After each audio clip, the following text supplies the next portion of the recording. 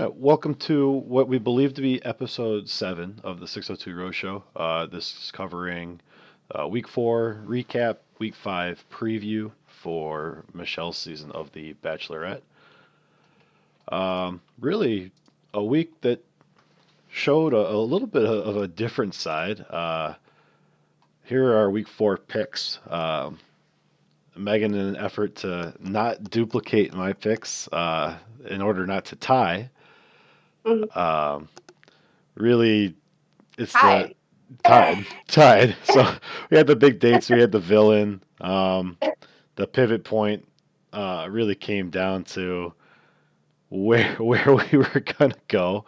Um, and Megan slotted Casey in there, or I went with the chalk really with Joe. And here you'll see the results. Two different lineups, same exact score. Mhm. Megan, did you have any high level oversights for your week 4 lineup or results? No, I mean, other than just feeling frustrated that we somehow still tied with different lineups Tied with different lineups and did not win. and did Uh, not win. did not win the home league. We sitting first and third overall, which of course is where you want to be, but winning every week is really something that we strive for. On Cloud Wine 89 actually beat a whole host of us by about 17 points. Um, so props there. You'll see at the bottom here our overall standings in the Bachelor Nation League, both climbing inside the top 100. Megan moved up a bit, I moved back a bit, but both squarely inside there. Just about 8,000 entries, and both inside the top 100. Several people from our league are inside the top 100. So really great picks all around to everybody, and we'll keep pushing through here. The format change for week 5, you now pick 5 guys instead of 6. And as the field reduces, we'll see that number continue to go down and down. There's a little bit of an opportunity to build extra points there if you hit on a good wild card because there's just fewer players being picked. So we'll jump right into our big 3 things. Um, I want to start with my favorite because it was Martin defending Jamie. Yeah, Wild. So obviously we didn't see the whole date, but I yeah, can't imagine an organic way that would have come up other than Martin just outright defending Jamie. yeah. And I know I was going to talk about this like when we talk about Merton, but I actually kind of really appreciated the way that he did it. Um, because like he didn't defend Jamie's actions, but he also said kind of like in not so many words, like I don't really want to talk about him and don't really want to throw him under the bus. Like he made his choices, and I don't necessarily know why he made those choices that he did, and I still think that he's an overall good guy. Was kind of like the message that I got from it, which I can really appreciate. So I appreciate that. What was your favorite thing from the episode? Boys having a girl sleepover for the group date. Watching these again, like very muscular grown men pamper themselves at the spa and decorate their teddy bears was just it was super cute. Yeah, they had a grand old time. They were doing it. They they did. What was your least favorite? My least favorite, which I mean, like, there's obviously some level of like producer manipulation here, but Chris S's speech that he made during the cocktail party, I really hated because it just struck me as being very much like that, like white knight protector and speaking for Michelle versus supporting her and trying to say that he knows what she wants and needs, even though, as far as we've seen, she doesn't communicate that to him. So, And we know that she loves being spoken for. So it's yes. Yes, as all women do. my least favorite was the whole dead dad wish box Rick thing on their date. I'll save the detail for when we talk about Rick, but wow, I mean, as you spoke to producer manipulation, I mean, that was that was just a real inorganic way to have that conversation. But Yes. uh, My surprise, I almost put a screenshot in here. My notes when drunk are atrocious. They don't make sense cognitively. They don't read well at all. We play our home game, and we've been neglecting the shot portion of our home game because one individual in particular has been working and not able to watch with us. He was here this week, and there were 20 shots in this episode. Yeah, so my notes, that was my surprise, is that my notes went from, barely legible when I'm not drunk to just completely useless. I almost had to go back and watch again. So I actually touched base with a couple different people and bounced ideas and opinions and stuff around. Me and Ashley spent a bunch of time going through pretty much every single guy, and it made me remember a whole lot of things that happened. Yeah, that's funny. My surprise was Michelle. So as you kind of alluded to, we saw a very different side of Michelle this week that was both surprising while also not being surprising. But just given the consistency with which they've kind of been showing her thus far in the season, it was a surprise to see more of those insecurities coming out. That's a perfect segue that we did not plan. Oh, it's not because I put this extra slide in here. So, so these are from batch data. These are the high frequency words for the whole season. I just wanted to show you, that even though bro has jumped to number one after a strong showing in episode three, things like character and vulnerable and family and scene have have jumped up to the top of this list. So again, batch data is a great outlet for pulling some of this together, but wanted to put this one in here just so you can see the types of things that are going to rise to the top here, and the types of things you want to be looking for as you move forward. Yeah. Now Michelle's slide, the perfect segue that wasn't. Um, Other than the dress I have her pictured in here, which is what she wore to the cocktail party, the rose ceremony, um, didn't look great from a dress standpoint. I get that's superficial and not absolutely what we're looking for here, but I've commented on how good she's looked. I thought this was the first episode where, again, outside of this dress, she didn't really look great. Yeah. Yeah, no, I agree. I think that the outfits just felt kind of plain compared to what she's been wearing. Um, and yeah, the choice of having her for the group to cocktail party in more of like a like pant and bralette type of situation was a choice that the costume designers made, but not one that I necessarily agree with. So way more important than the clothing, though, and you spoke to it. We saw a very different side of Michelle, um, where if it's the edit or not, it's something we have to take into account from a fantasy standpoint. As she shifts, seemingly shifts personalities, right? It's all still her. It's all still the same person, but the personality we're getting in the edit, at least from the last episode, is very different than the first three. Yeah, for sure. I mean, like in this episode, she expressed a lot more insecurity for herself, and that again, that feeling of being unseen. But I think even more than that, and that came out a lot within her conversation with Martin, is people questioning her decision making. Right, like again, when Martin stood up for Jamie, and like I said, what I felt like was a really appropriate way. The way that she heard and interpreted that was, "You're questioning my decision," which he wasn't if you actually like look at like what he said. But again, like we're seeing some of those insecurities and those themes grouping up.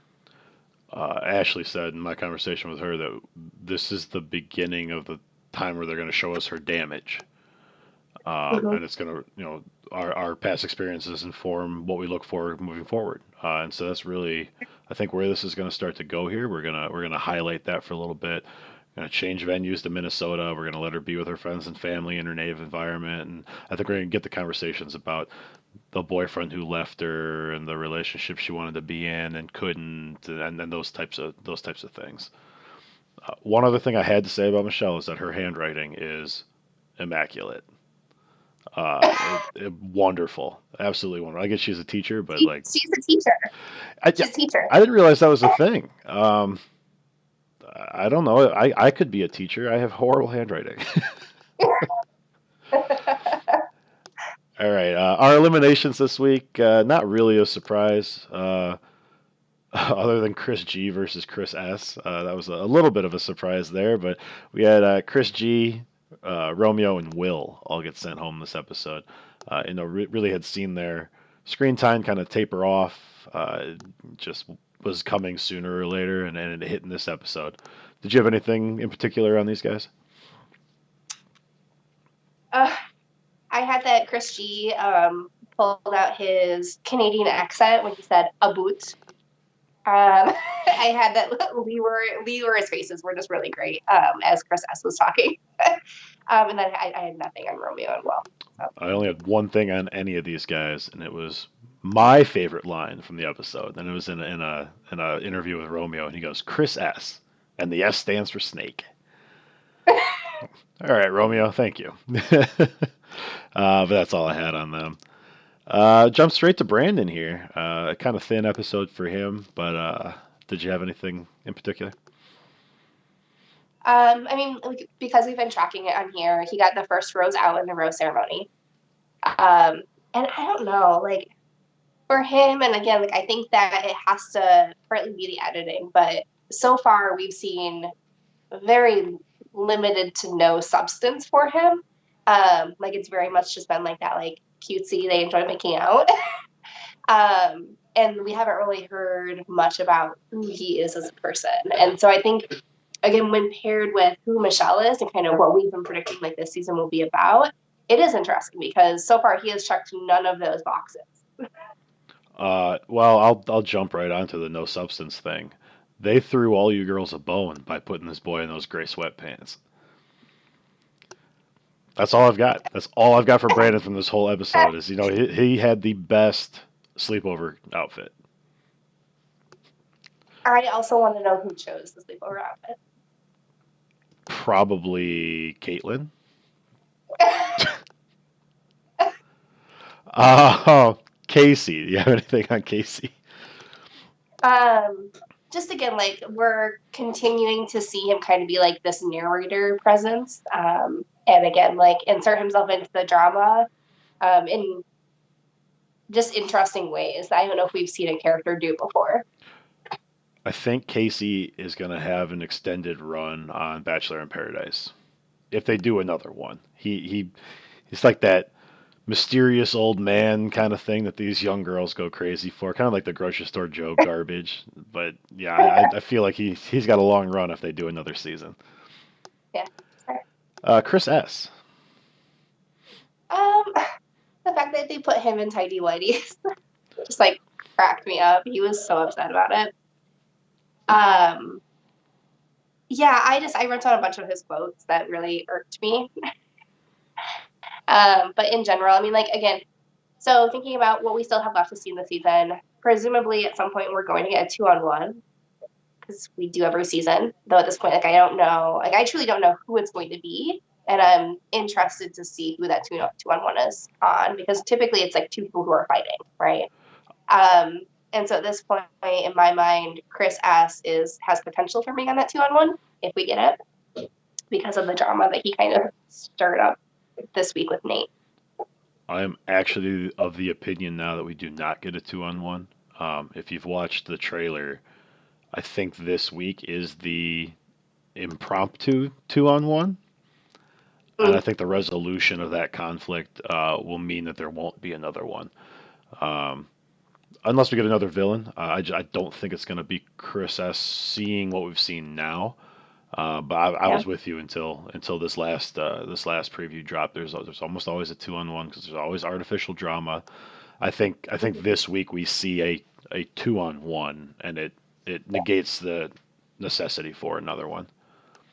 Yeah. The only thing I have to make sure I say is that we were watching, and Chris is just going through one of his speeches, a diatribe about nothing, and Red looks over at me. He goes, "This guy's a douche canoe," and I wrote it down in my notes, and I had to ask her what she said days later because it was not legible in the notes. Yeah. Clayton. I wrote down. So so I was watching at my friend's house, and my friend was like in the kitchen, like doing stuff. And Clayton comes on the TV and says, like Michelle, I'm seeing you. And I just like yelled back at the TV, Clayton, I'm not seeing you. Because like truly, like, and I know the entire internet is abuzz with this, but like we haven't seen anything from him still. And for a guy who's supposed to be our next bachelor, it's just interesting. So football group date, football player. Mm-hmm. Clayton will continue to be in my lineups until he's eliminated. I will eat the points on the week we lose Clayton because I have to believe from a fantasy standpoint that we're going to get something from him. I do got to jump back really quick because my one note I actually had for Clayton here is the same one I had for Michelle. Uh, Okay. White wine after dark on both of them. Really just disappointing to see. That's all. Yeah, That's all I've got on Clayton. Joe. he's a sweetie. Like, I think it's interesting the way that, again, like the editors portrayed him coming into the season. It felt like he was going to get maybe more of the villain edit. Um, but instead, what he's kind of getting more of is like that, like, yeah, like that sweet, soft natured type of caretaker. And as we kind of talked about pre-show, I think we're going to see a big slice of that coming up here. Mm-hmm. So this episode should be an interesting one for a couple reasons, but ABC threw a disclaimer on this next episode for self-harm and suicidal thoughts, trigger warning for anybody watching. So I think we'll have a pretty heavy dose of that narrative. Again, we don't know exactly who, but it leads you to believe it might be Joe. Yeah. Which A plus ABC. Thanks for listening. I think it's the reach that we have. We are being viewed in thousands of homes, and really starting to develop some clout here. Right, like all across the U.S., internationally, like we're reaching those execs. We have at least one view from Canada, and I hope it wasn't my buddy Dame wasting 2 hours on our show. Leroy, whose only note I have is white wine after dark. Hate to see it. Yeah. All right, we'll jump right to Martin, who I know we both have a little bit more for. Why don't you go ahead and start with your thoughts on Martin? I wrote down that he's so smooth. He was one of the guys who did like a spin move with her to like get like that first kiss with her. And even coming into this date today, like immediately kind of grabs her face and kisses her.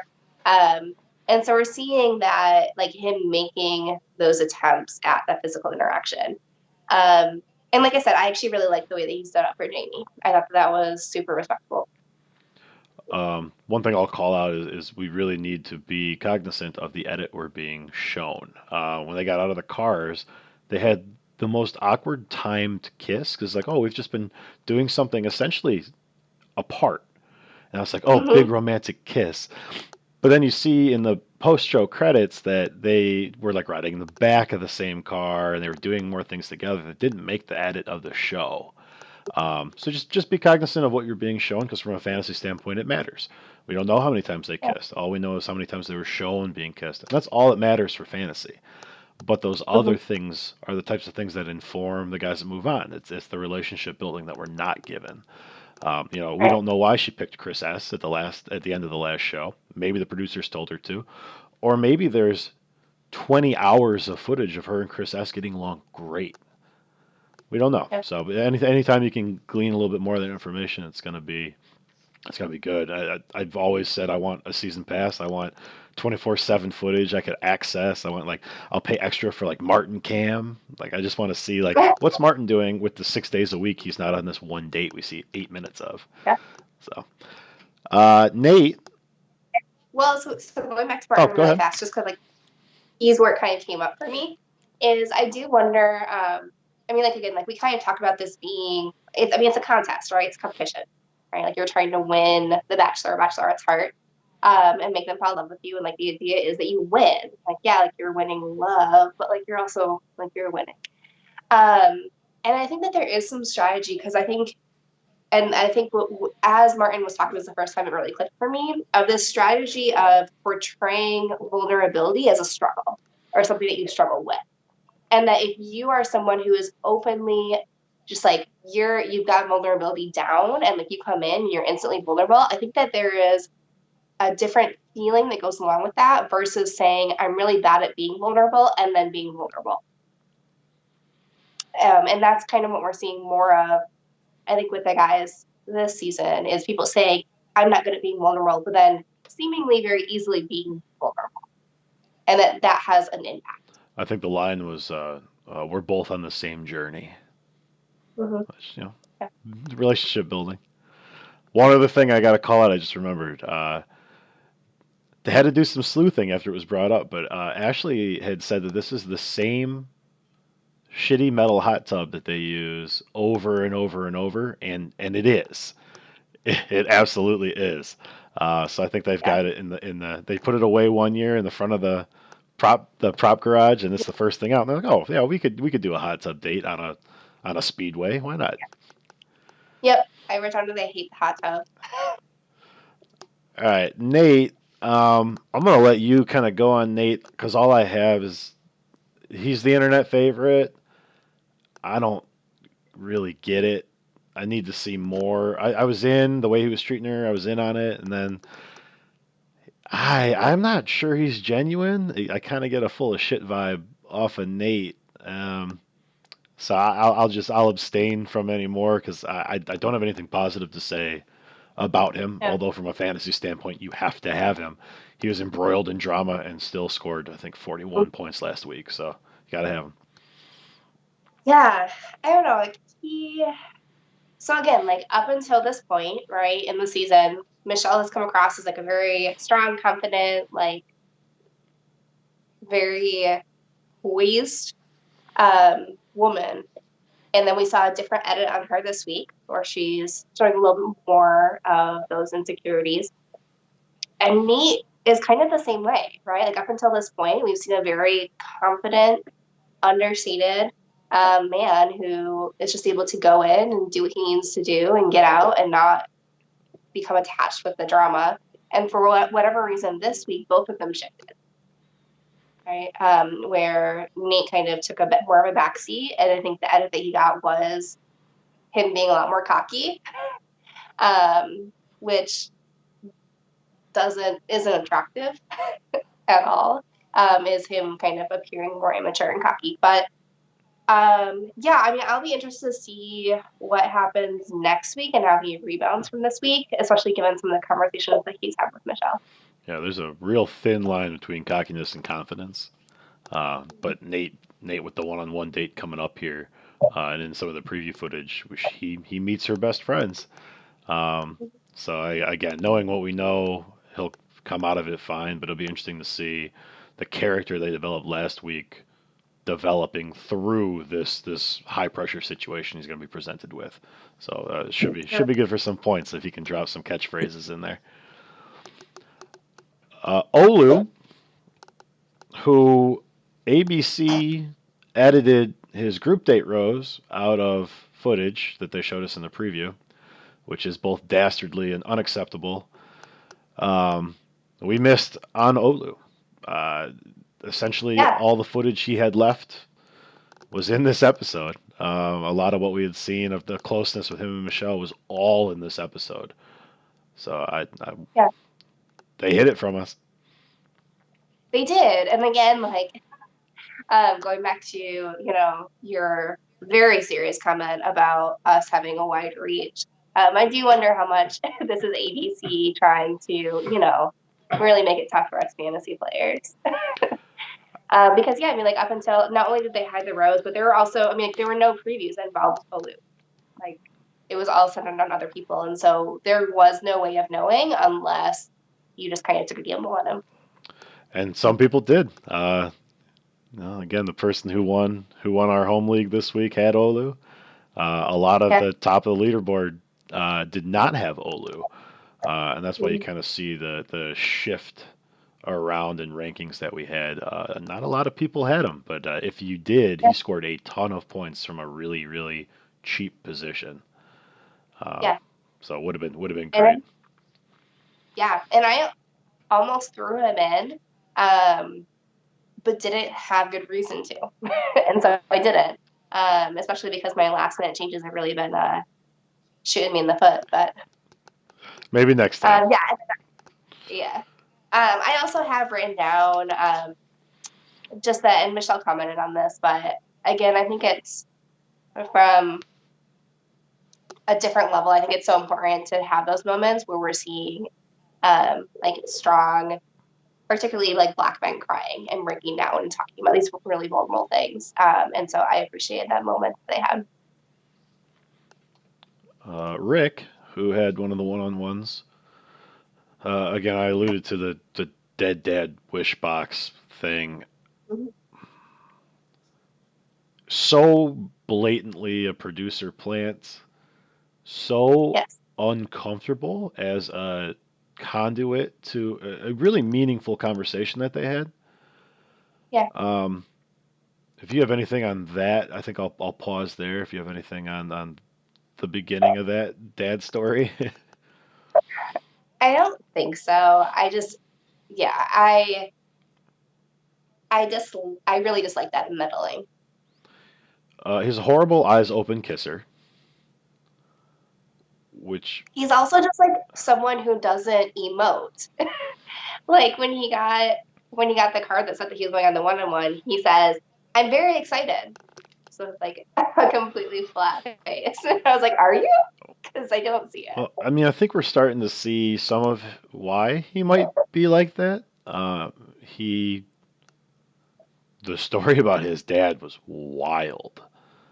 Mm-hmm. Um, for anyone that didn't catch it or didn't watch, I'll way oversimplify things. But essentially, he caught his dad cheating on his mom, told his mom, they got divorced, and his dad killed himself. And Rick is holding a lot of that guilt and responsibility. And it was a lot. It was a lot to the point where Michelle looked disinterested at times. She Mm-hmm. was trying to do her active listening thing, and it wasn't working. So good job, producers, getting a very important conversation out in the open. And I don't know if Rick was ready to have it. Yeah. So Yeah. that's all I had on Yeah. No, him. I mean, he's going to be here for a little bit longer. he will be. He will be. Um, yeah, I mean, just going back to your point, I think it is hard, like when you're having those emotional moments, especially like going back to Olu, right?